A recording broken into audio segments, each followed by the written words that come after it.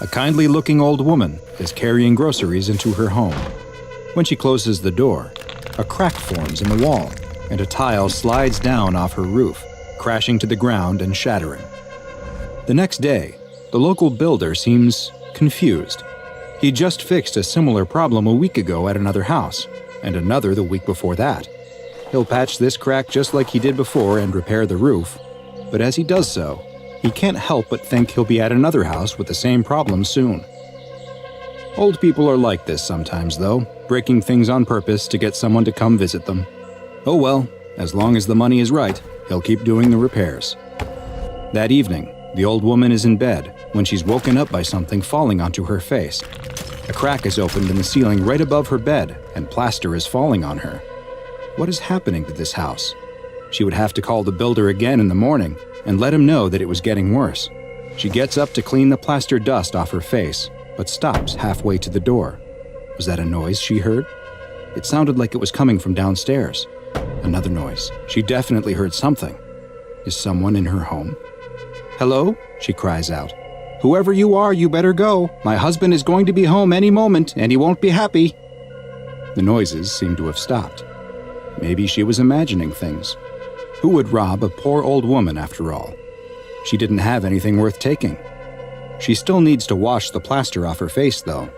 She listens for a moment, and when she doesn't hear anything else, she opens the bedroom door and screams. The next day, a child stands in front of the house with a look of shock. Was there an earthquake? How could a house end up like this? They ring the doorbell, but there's no answer. They knock on the door and are surprised to find that the door is open. "Grandma?" the child cries into the quiet house. No response. The child enters and looks around. The house is a mess. Chunks of plaster have fallen off the walls and ceiling. Shelves have fallen over, spilling their contents. And there's broken glass from shattered light bulbs everywhere. The boy looks up the stairs and can see that his grandmother's bedroom door is open and the light is on. "Grandma, are you up there?" Still no response. The child nervously starts up the stairs, gripping the railing tight. They quietly make their way to the bedroom and step into the sliver of light coming from the cracked door. The child pushes the door open to find their grandmother on the floor. Only, it isn't their grandmother. Whatever this is looks like their grandmother, but like she has been stretched and twisted, her body bent at angles where no joints exist. The child is paralyzed with fear, unable to do anything but stare. But the nightmare isn't over yet, because their grandmother is still alive. Sadly, reports like these are all too common in this small town that is plagued by attacks from SCP-783, also known as the Crooked Man. SCP-783 is an extremely dangerous anomalous creature that is currently plaguing the population of Temby, a small rural village in Oxfordshire, England. Every 12 years during the fall and winter months, SCP-783 will engage in a period of hostile behavior that lasts for roughly 70 days, during which time it will target and attack people who are indoors and alone after sunset. Those targeted by SCP-783 will find that the building they are in rapidly deteriorates, causing damage and creating structural integrity issues. These often appear as cracks on the outside of the building that lead to the buildings taking on a crooked appearance. Unfortunately, while the SCP Foundation is aware of both the location and the periods within which SCP-783 operates, it has so far been unable to prevent any attacks.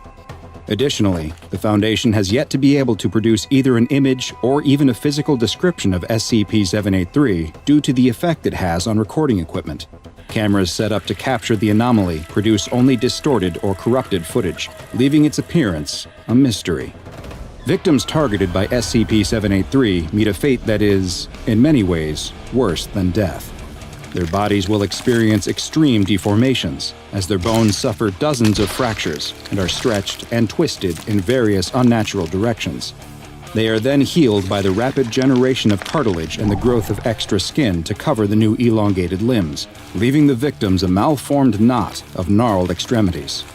Some of the cases are quite severe, with one victim having just their forearm extended to over 2.4 meters, and another who was left stretched to 12.5 meters in height. Despite the gruesome injuries suffered, The majority of victims are still alive following the attacks, though they will more often than not be left completely paralyzed, in a persistent vegetative state, or both. 27 victims of SCP-783 are currently being held in a long-term care facility within a wing of a local hospital that was requisitioned by the Foundation specifically for the care and treatment of 783 victims. Like many of the anomalies that the SCP Foundation investigates and contains, many of the residents of Temby appear to have some awareness of the Crooked Man, and the anomaly has become something of a local boogeyman. Researchers have even documented local schoolchildren singing a nursery rhyme that appears connected and may even explain the origins of the creature. It goes, "There lived a crooked man who made a crooked deal. He kept a crooked cane and his catch in crooked creel. He stole a crooked child who cried a crooked squeal, and that crooked little man was broken on the wheel." A month before a recent SCP-783 period of activity was to begin, a Class D personnel, D-209, was sent to live in a Foundation-owned home in the village. Audio and video recording equipment was set up throughout the house in case the D-Class was targeted, in the hopes that some information could be gleaned should something take place. 43 days after he began living in the house, something finally did. One evening while in bed reading a book, D-209 heard noises on the ground floor of the home. Cameras on the first floor experienced corruption and showed only a distortion moving through the house. When D-209 attempted to leave the bedroom and escape the home, they immediately encountered SCP-783. During a period of time that lasted roughly 5 hours, their bones were broken numerous times and reset over and over, leaving D-209 a twisted mass of flesh and bone. Strangely, at the exact same time that D-209 was being attacked, all 27 of the living prior SCP-783 victims in the hospital experienced violent seizures, despite most of them having been declared functionally brain-dead and the rest being totally paralyzed. Also concurrent with the attack was a seismic event on the outskirts of town, and the details revealed by this event were both illuminating and extremely disturbing.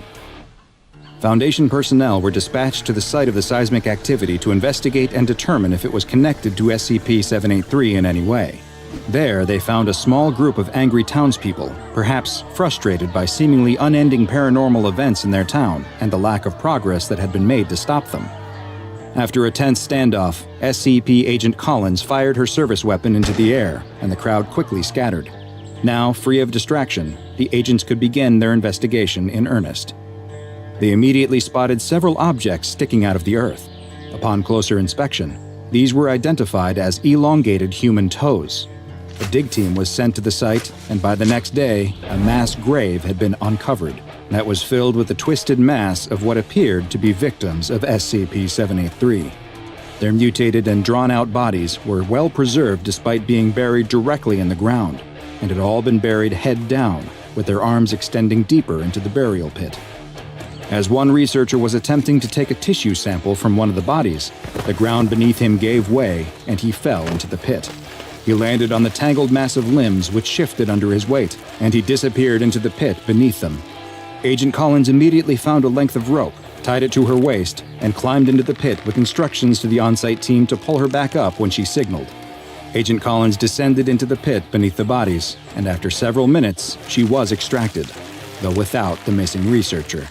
At debriefing, she described how she found an anomalous location under the ground beneath 783's victims' corpses, and she was so rattled by what she saw that she was granted a temporary leave of absence. The Foundation had to know more, and a D-Class personnel was quickly selected for exploration of the underground anomaly.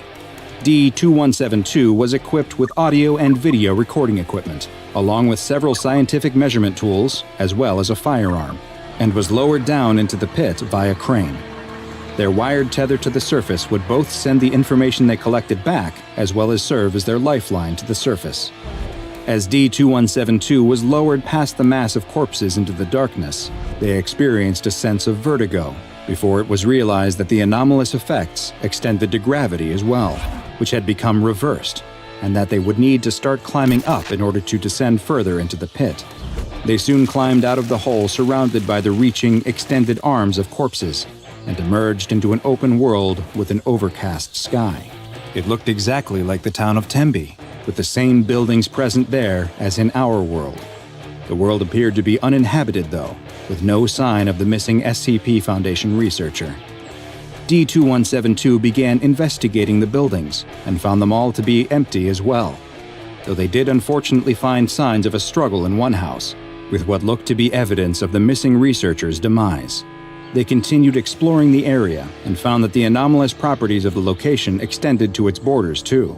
And as the D-Class walked north out of the town, after several kilometers, they found that they were now somehow back at the southern edge of the town.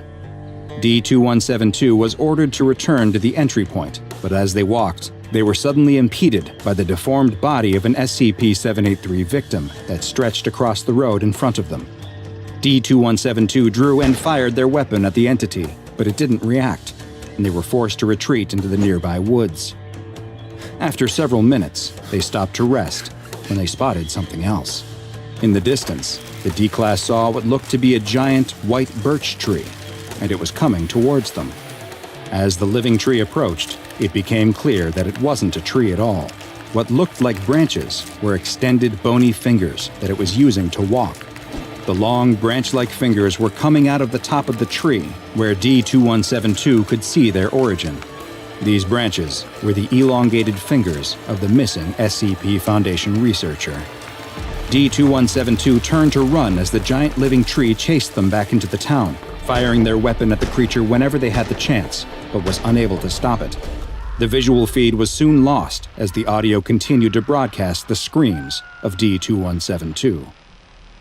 But this wasn't the end of the expedition. The on-site team was surprised to witness after several hours that the tether was pulled on twice, the signal that it should be reeled in. A medical team was sent to the site since it was assumed that D2172 would need immediate care, and the team began reeling in the line. After several minutes, they spotted the harness that should have been strapped to D2172, but with nothing in it. They continued to pull, but the harness became stuck on the mass of corpses in the pit. They then noticed that it wasn't actually stuck. There was a hand holding onto the harness for dear life. It was D2172's hand. The team kept pulling as D2172's arm kept stretching out of the pit to a length of over 3 meters. But eventually, the resistance became too much. D2172 lost its grip, and it was seen sinking back into the mass of corpses inside the pit. Following this expedition, it was determined that only special operations teams and mobile task forces would be used to explore the dangerous anomalous location in the future. At least 3 such expeditions have been undertaken, though the details remain classified for the time being, and perhaps it is for the best if they remain so. The SCP Foundation will continue to monitor the town of Temby in an attempt to learn more about SCP-783 and hopefully discover a means to contain it and its related phenomena. Due to the difficulty in containing the anomaly, it has been classified as Keter, and a local building adjacent to the Temby Hospital has been requisitioned and designated as Provisional Site 5 in order to accommodate the increased Foundation presence.